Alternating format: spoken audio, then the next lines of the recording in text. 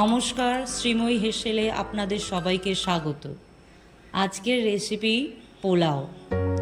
আমি এখানে 2 কাপ চাল নিচ্ছি চায়ের কাপে, নিয়ে চালটাকে ভালো করে ধুয়ে জল ঝরিয়ে নিয়েছি।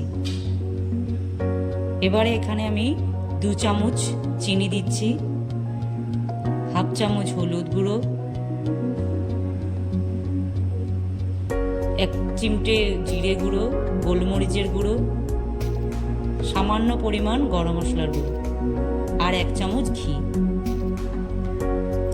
দিয়ে ভালো করে চালের সাথে মাখিয়ে নেব। সমস্ত উপকরণগুলো ভালো করে মাখিয়ে নেব। এবার আমি সব কিছু চালের গায়ে ভালো করে মেখে যায় সমস্ত কিছু। চামচ দিয়ে হাত দিয়েই ভালো করে আমি মাখিয়ে নিলাম। মাখানো আমার হয়ে গেছে। এবার মিনিট 15 জন্য আমি একটা চালটাকে রেখে দিলাম। এবার একটা হাঁড়ি নেব। এবার এখানে কিছু গোটা মশলা নিয়েছি। হাঁড়ির মধ্যে আমি এখানে সাদা তেলই ইউজ করছি। এবার তেলটা গরম হয়ে গেছে।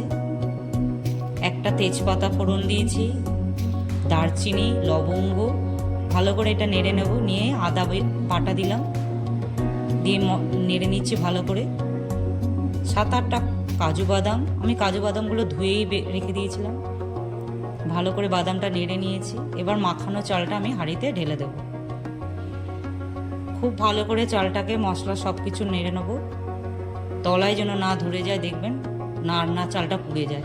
এবার একটা পাত্রে 2 কাপ চাল নিয়েছি, যেহেতু ওই কাপেরই 4 কাপ জল আমি গরম করে নেব। ঠান্ডা জল ইউজ করা যাবে না। জলটা ভালো করে ফুটছে।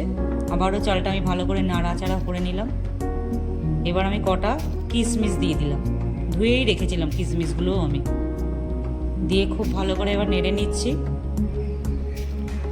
চালটা আমার নাড়া হয়ে গেছে। নুন দিয়ে দিলাম, নুনটা দিয়ে আবারও আমি চালটা ভালো করে নাড়িয়ে নিলাম। সমস্ত উপকরণ আমার মোটামুটি দেওয়া হয়ে গেছে। চালটা নাড়ানো আমার হয়ে গেছে। এবার আমি পাত্রে যে গরম জলটা বসেছি আমি ঢেলে দিলাম, সমস্ত গরম জলটাই দিলাম।